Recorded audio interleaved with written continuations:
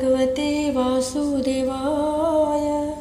परिवर्तनी एकादशी व्रत की पौराणिक कथा। पांडु नंदन अर्जुन ने कहा, हे प्रभु, भादो के शुक्ल पक्ष की एकादशी का क्या नाम है तथा उसके व्रत का क्या विधान है? उस एकादशी के उपवास को करने से किस फल की प्राप्ति होती है? हे कृष्ण, कृपा कर यह सब समझाकर कहिए। श्री कृष्ण ने कहा, हे पार्थ, भाद्रपद माह के शुक्ल पक्ष की एकादशी को जयंती एकादशी भी कहते हैं। इस एकादशी की कथा के सुनने मात्र से ही सभी पापों का शमन हो जाता है और मनुष्य स्वर्ग का अधिकारी बन जाता है। इस जयंती एकादशी की कथा से नीच पापियों का भी उद्धार हो जाता है।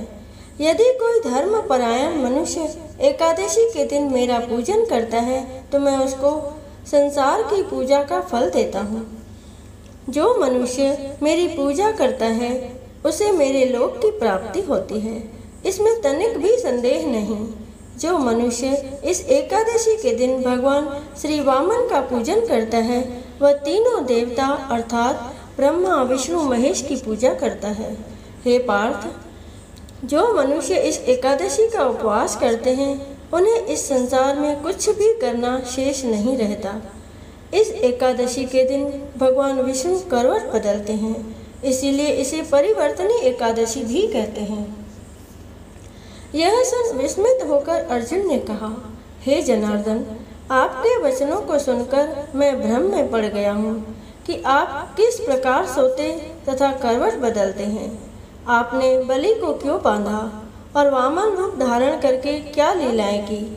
चतुर्मास्य व्रत का विधान क्या है तथा आपके शयन करने पर मनुष्य का क्या कर्तव्य है? कृपा कर सब आप विस्तार पूर्वक कहिए।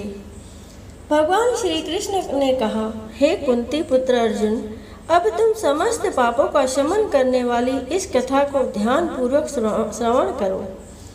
त्रेता युग में बलि नाम का एक असुर था। वह अत्यंत भक्त, दानी, सत्यवादी तथा ब्राह्मणों की सेवा करने वाला था। वह सदा यज्ञ, तप आदि किया करता था। अपनी इसी भक्ति के भाव से वह स्वर्ग में देवेंद्र के स्थान पर राज्य करने लगा। देवराज इंद्र तथा अन्य देवता इस बात को सहन नहीं कर सके और भगवान श्री हरि के पास जाकर प्रार्थना करने लगे। अंत में मैंने वामन रूप धारण किया और तेजस्वी ब्राह्मण बालक के रूप में राजा बलि पर विजय प्राप्त की।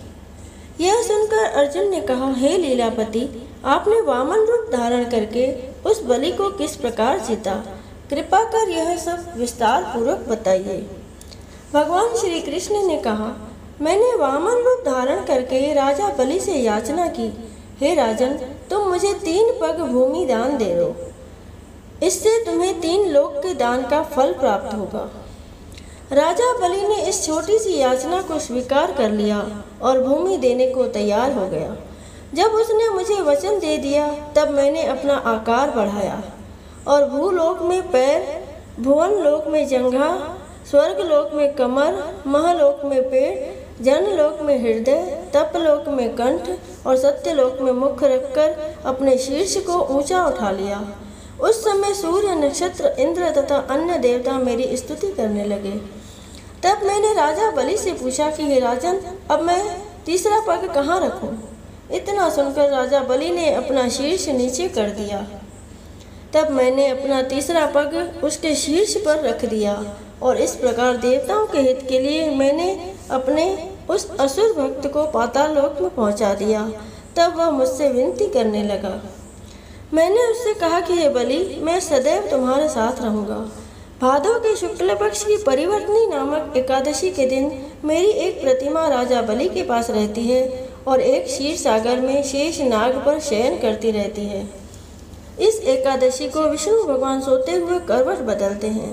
इस दिन त्रिलोकीनाथ श्री विष्णु भगवान की पूजा की जाती है। इसमें चावल और दही सहित चांदी का दान दिया जाता है। इस दिन रात्रि को जागरण करना चाहिए।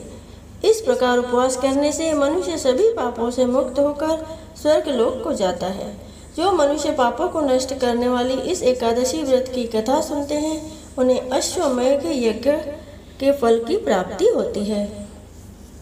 कथा का सार। दान करने के उपरांत मनुष्य को अभिमान नहीं करना चाहिए। राजा बलि ने अभिमान किया और पाताल को चला गया। इससे इस बात का भी बोध होता है कि अति हर कार्य की बुरी होती है। बोलो श्री कृष्ण भगवान की जय।